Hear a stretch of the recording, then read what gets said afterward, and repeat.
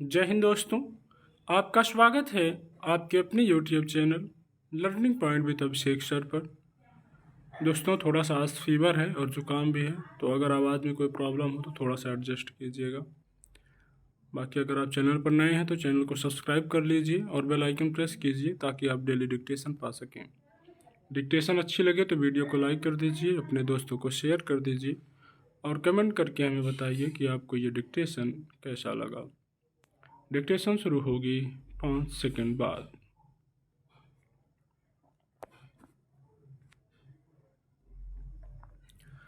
भारत में अपशिष्ट प्रबंधन मुख्य रूप से अनौपचारिक श्रमिकों द्वारा किया जाता है, जिनमें अधिकांश शहरों में रहने वाले गरीब होते हैं।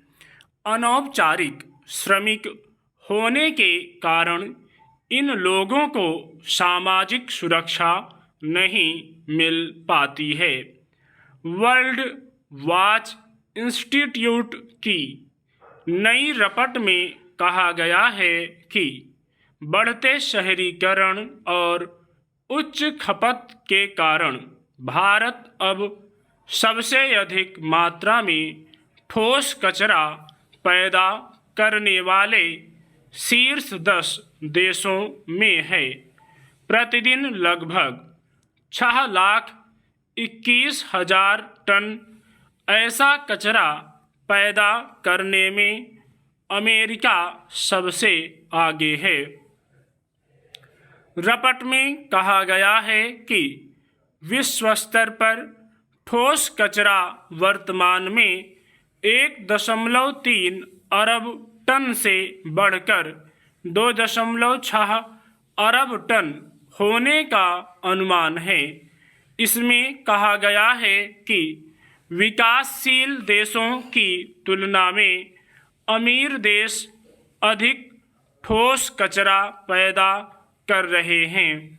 शीर्ष 10 कचरा पैदा करने वाले देशों की सूची में केवल 4 विकासशील देश हैं: ब्राज़ील, चीन, भारत और मैक्सिको।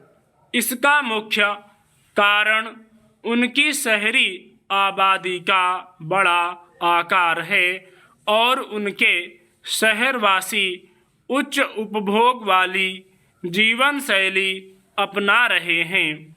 कचरा प्रबंधन के क्षेत्र में जर्मनी और दक्षिण कोरिया ने मिसाल कायम की है। इस मामले में दक्षिण कोरिया से भी बहुत कुछ सीखने को है।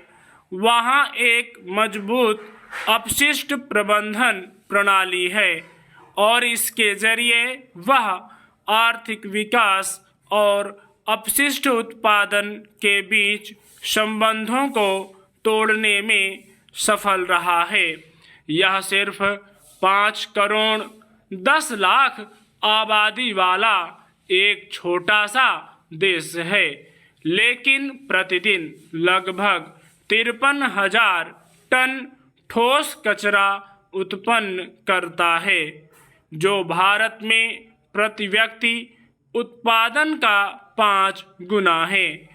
1980 के दशक तक कोरिया ने अधिकांश अन्य विकासशील देशों की तरह भस्मीकरण और लैंडफिल के माध्यम से अपशिष्ट प्रबंधन करता था। हालांकि यह कम करें और पुनर्चक्रित करें के सार्वजनिक अभियानों की तुलना में अपेक्षाकृत आसान काम था, लेकिन 1990 के दशक में वहाँ कठिन पहलुओं पर ध्यान केंद्रित किया गया।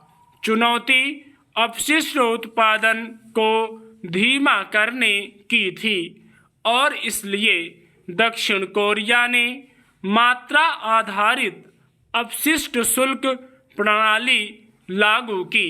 यह एक आदर्श बदलाव था जो अपशिष्ट उत्पादन को नियंत्रित करने और पुनर्चक्रित करने की अधिकतम दर प्राप्त करने पर केंद्रित था। परिणाम यह हुआ कि इसके बाद ठोस अपशिष्ट उत्पादन में भारी कमी देखी गई।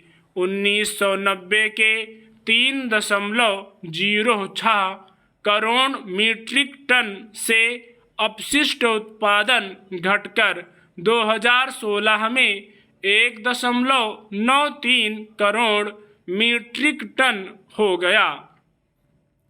खाद्य अपशिष्ट का पुनर्चक्रण करने वाले कुछ देशों में 60% पुनर्चक्रण दर के साथ दक्षिण कोरिया वर्तमान में जर्मनी के बाद दुनिया में दूसरे स्थान पर है। इसके लिए वहाँ कई सहायक उपक्रम किए गए। लैंडफिल रिकवरी जैसी परियोजनाएं चलाई गईं।